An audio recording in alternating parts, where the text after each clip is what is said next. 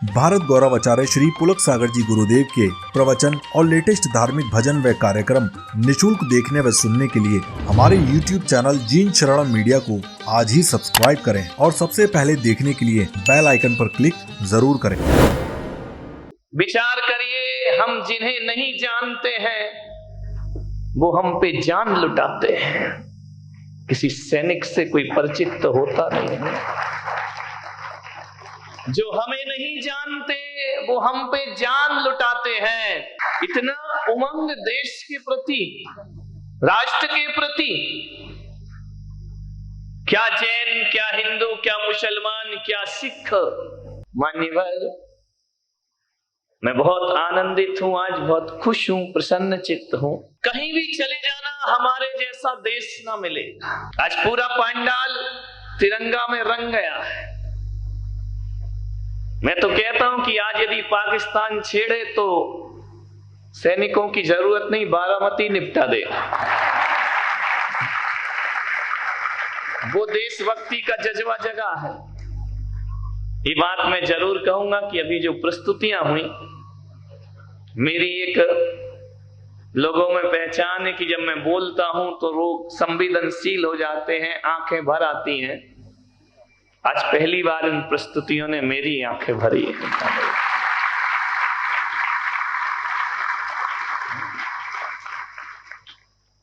किसी देश के पास इतना वैभव, इतना बड़ा इतिहास, वो केवल मेरे भारत के पास है। अमेरिका चले जाना, चीन चले जाना, जापान चले जाना, रूस चले जाना, पाकिस्तान तो जाओ नहीं जाओ बराबर ही, जाके करोगे भी क्या? विचार करिए। कहीं भी चले जाओ दुनिया के किसी भी कोने में, हर देश के पास अपना एक इतिहास होता है, लेकिन मेरे हिंदुस्तान जैसा इतिहास किसी देश के पास नहीं हुआ करता है। जाओ दुनिया को देख लो, घूम करके आ जाओ। दुनिया के किसी भी देश के पास ऐसा बेटा है, किसी के पास नहीं होगा ऐसा बेटा कि पिता के वचनों के खातिर जो 14 वर्ष का वनवास स्वीकार कर लिया करता है, ऐसा अमर इतिहास दुनिया में किसी के पास नहीं होगा। है कहीं जाकर के देखो, ऐसा बेटा है दुनिया में किसी देश के पास कि अंधे माँ बाप को तीर्थ यात्रा की भावना जगे तो कांवड़ पर बिठाकर पूरे हिंदुस्तान की यात्रा करा दे। ऐसा बेटा केवल भारत में पैदा हुआ करता है, मेरे हिंदुस्तान में हुआ करता है।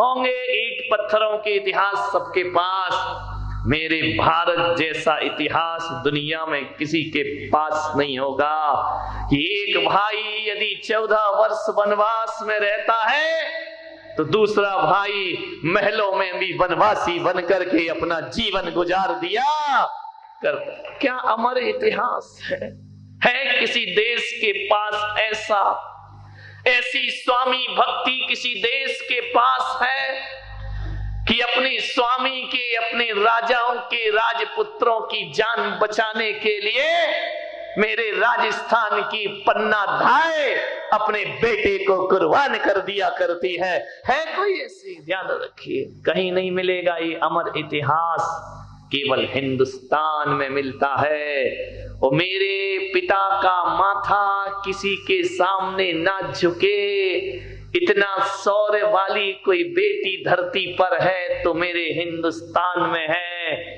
कि ऋषभ देव का माथा जगत में ना झुके तो ब्राह्मी सुंदरी आजीवन विवाह का त्याग कर दिया करती है कि हम विवाह नहीं करेंगे लेकिन अपने पिता का माथा नहीं झुकने देंगे। है कहीं ऐसी विरासत, ऐसी संपदा किसी देश के पास कि राणा की बेटी घास की रोटी खाना स्वीकार करती है लेकिन किसी के सामने झुकना स्वीकार नहीं, हाथ नहीं फैलाया कभी? बहुत इतिहास है।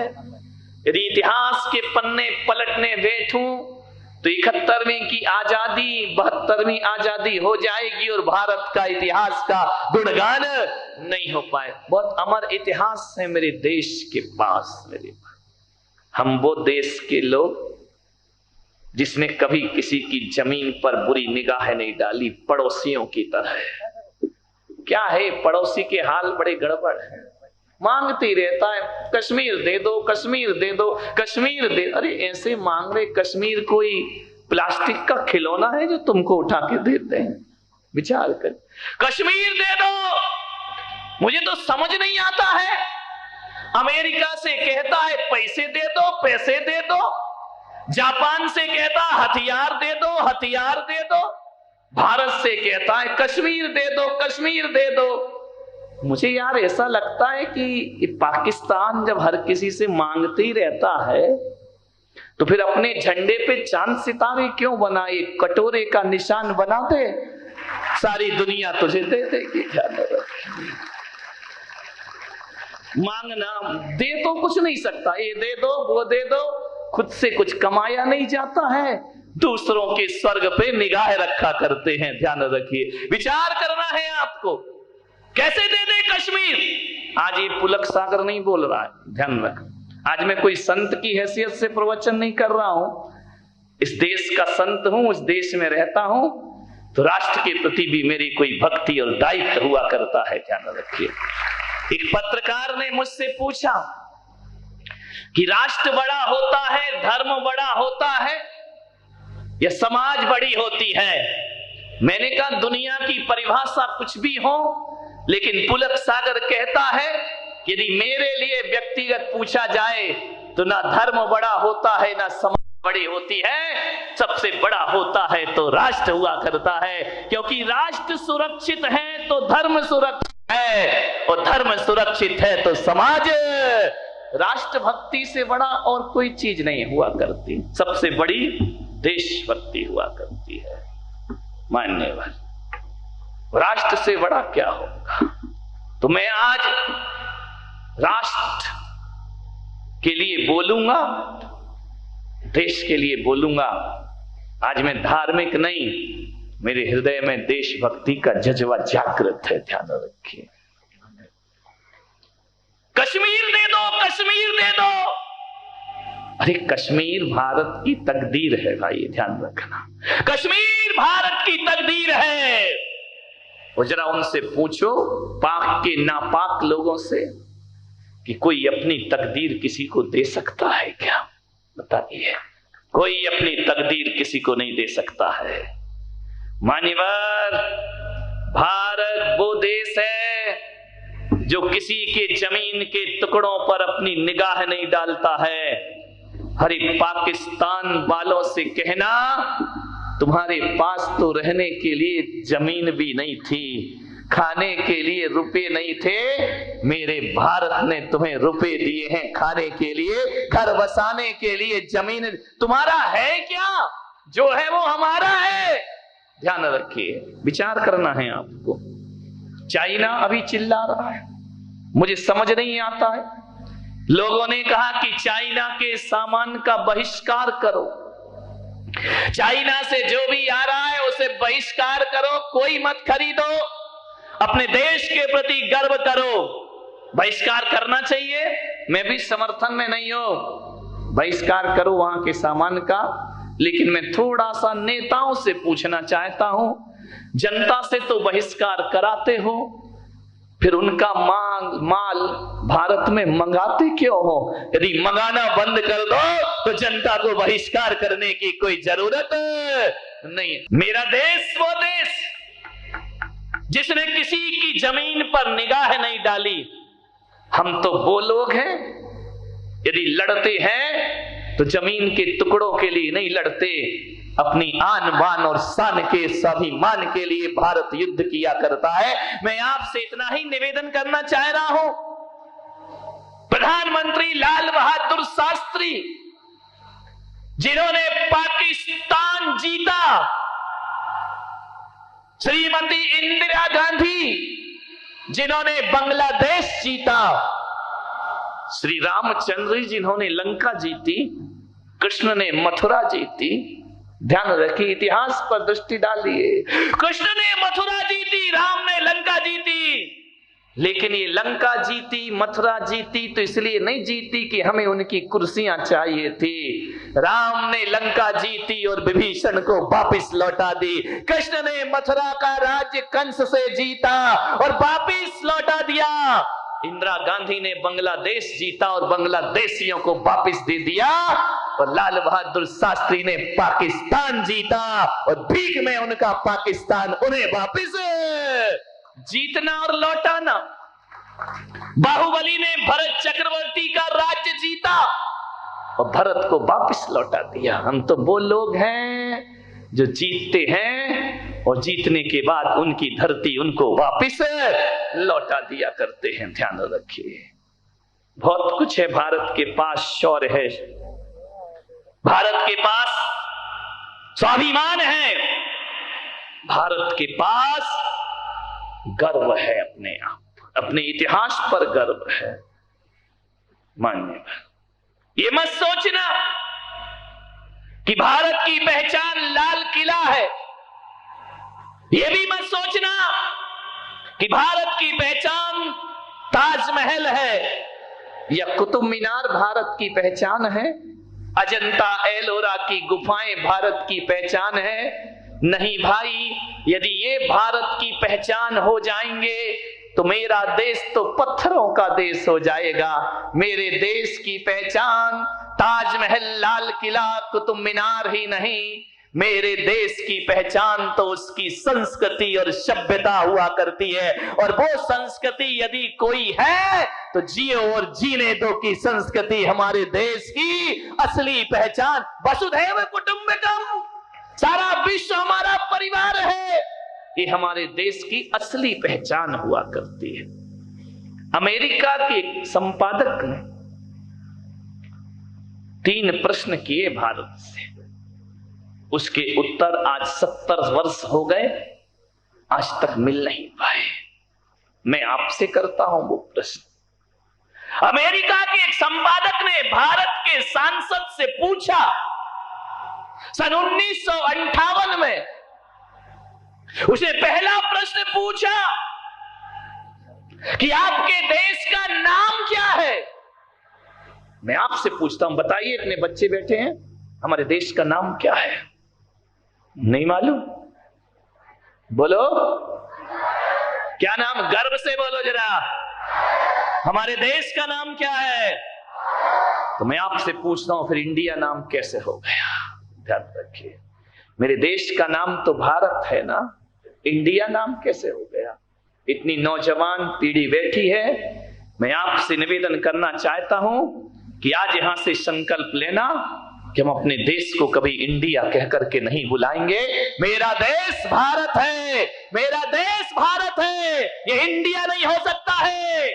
जब जब मेरे देश को कोई इंडिया कहता है तो मुझे 100 साल पुरानी गुलामी के दिन याद आ जाते हैं। इंडिया नाम तो अंग्रेजों ने दिया है आपको, ब्रिटिश हुकूमत ने आपको इंडिया नाम दिया है।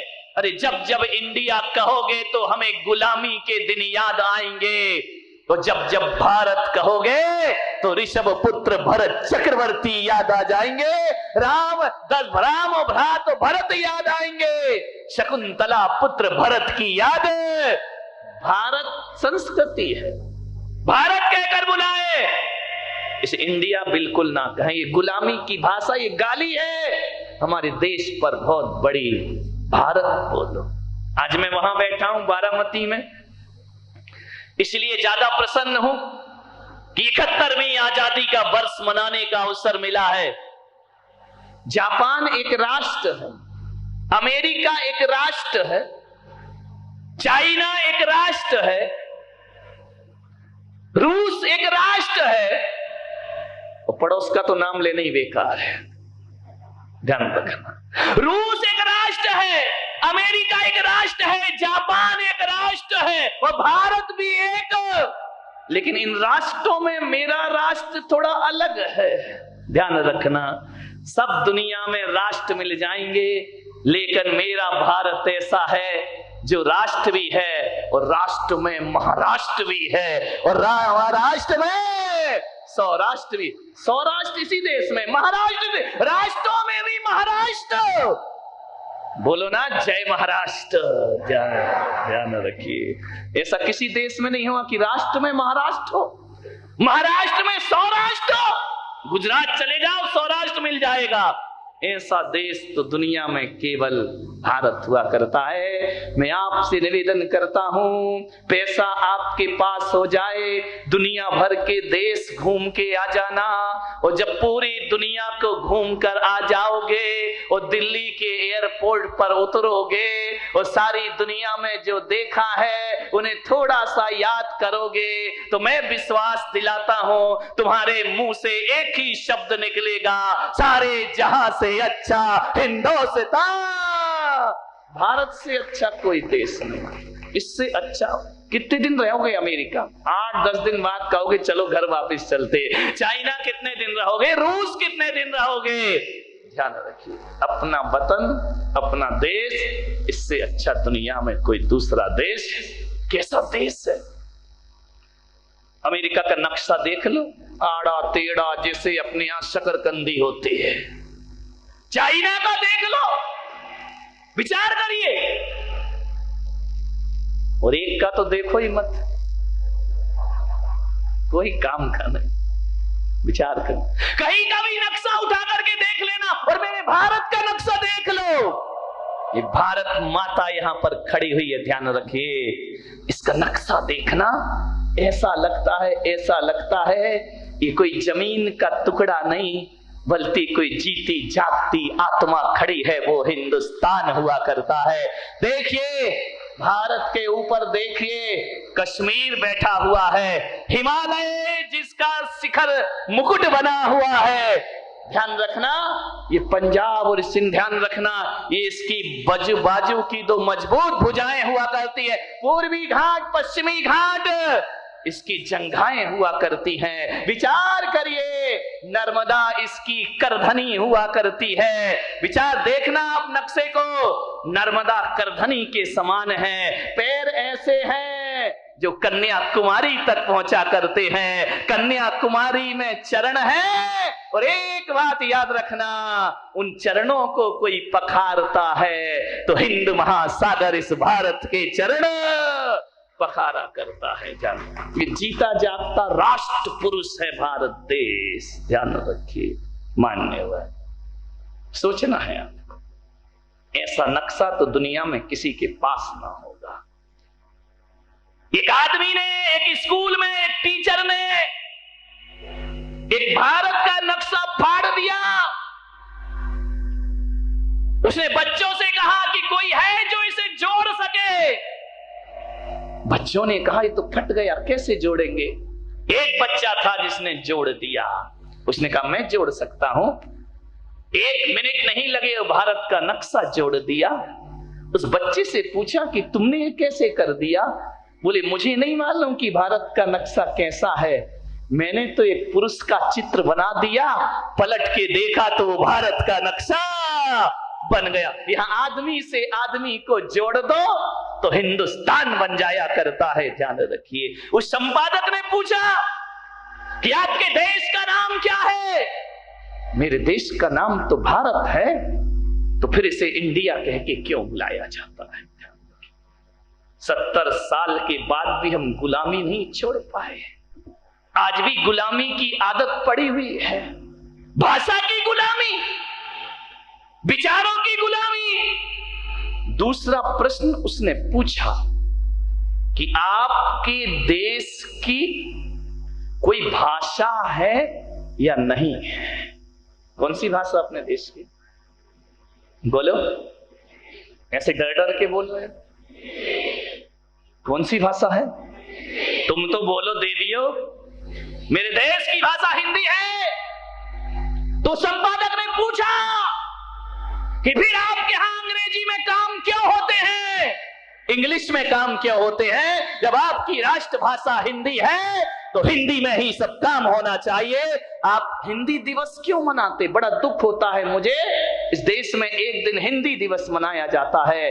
अरे यहां तो प्रतिपल हिंदी दिवस होना चाहिए। नेताओं को भी क्या बोले, जब चुनाव आते हैं महाराष्ट्र में आएंगे तो मराठी बोलेंगे, गुजरात में जाएंगे तो गुजराती बोलेंगे, पंजाब में जाएंगे तो पंजाबी बोलेंगे। ये हमारी भारत की भाषाएं हैं। महाराष्ट्र में मराठी में वोट मांगेंगे और जब जीत जाएंगे दिल्ली दरबार में अंग्रेजी झाड़ने लगेंगे। ध्यान रखिए, ये कैसा चरित्र है इनका, ये कैसा जीवन है इनका। दिल्ली दरबार में अंग्रेजी बोली जाती है, सारे ऑफिशियल काम, सरकारी काम अंग्रेजी में होते हैं। हिंदी में होना चाहिए मेरे भाई। हिंदी भारत माता की माथे की बिंदी हुआ करती है, ध्यान रखिए। और कश्मीर भारत की मांग का सिंदूर हुआ करता है। और जब तक भारत के नौजवान जिंदा हैं, वो अपनी मां का सिंदूर कभी मिटने नहीं देंगे। कश्मीर भारत का था, है और रहेगा। और पाकिस्तान ज्यादा करेगा तो अब की बार यदि जंग हुआ तो जो तुमने हमारा दबा रखा है वो कश्मीर भी पूरा हमारा हो जाएगा। ध्यान रखिए, विचार करना है आपको, सोचना है। मान्यवाद। फिर अंग्रेजी क्यों बोली? अंग्रेजी ने ऐसा सत्यानाश किया इस देश का कि हमारे नौजवान ये सोचते हैं कि यार दो चार फर्राटेदार इंग्लिश ना बोलो तो ऐसा लगता है बैकवर्ड का आदमी, गांव का है, पढ़ा लिखा नहीं है। ध्यान रखिए, विचार करना है। दो चार फर्राटेदार इंग्लिश होना चाहिए। इस पे गर्व मत करिए। अंग्रेजी बोलना झूठी पत्तले चाटना है उनकी। ध्यान रखिए, हिंदी का सम्मान होना चाहिए। भारत पर हमें गर्व होना चाहिए। ध्यान रखिए, हिंदी मालूम है व्यापार में इंग्लिश चलती है, व्यापार की भाषा अंग्रेजी है, देश की भाषा उर्दू है। लेकिन यदि कोई मुझसे पूछेगा कि दिल की भाषा कौन सी है, तो जो दिल के आसपास रहा करती है वो केवल हिंदी हुआ करती है। ध्यान रखिए, हिंदी दिलों की भाषा है, हिंदी दिलों को जोड़ा करती है, हिंदी दिलों को पास लाया करती है। हिंदी का प्रचार नहीं, हिंदी का सम्मान होना चाहिए इस देश में। हमारी राष्ट्रभाषा है वो। ऐसी अंग्रेजी आ गई, ऐसी अंग्रेजी आ गई। हमारी हिंदी जानते हो क्या होती है? अपने वतन की भाषा हिंदी। यदि एक कटोरी, एक लोटे में पानी ले आओ और यदि उसे पूजा के स्थान में रख दो तो मेरी हिंदी उस पानी को जल बना दिया करती है। और यदि किसी प्यासे के पास ले जाओ तो वही पानी अमृत बन जाया करता है। और वही पानी यदि सफाई के रूप में रखो तो उसे पानी कहा जाता है। इतने वर्षों के बाद भी अंग्रेज लोग वाटर को जल नहीं बना पाए, वाटर को अमृत नहीं बना पाए। ये केवल भारत है, यहाँ नाम बदल जाते हैं।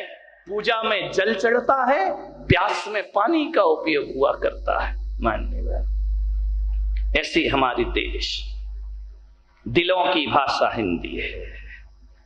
क्या है?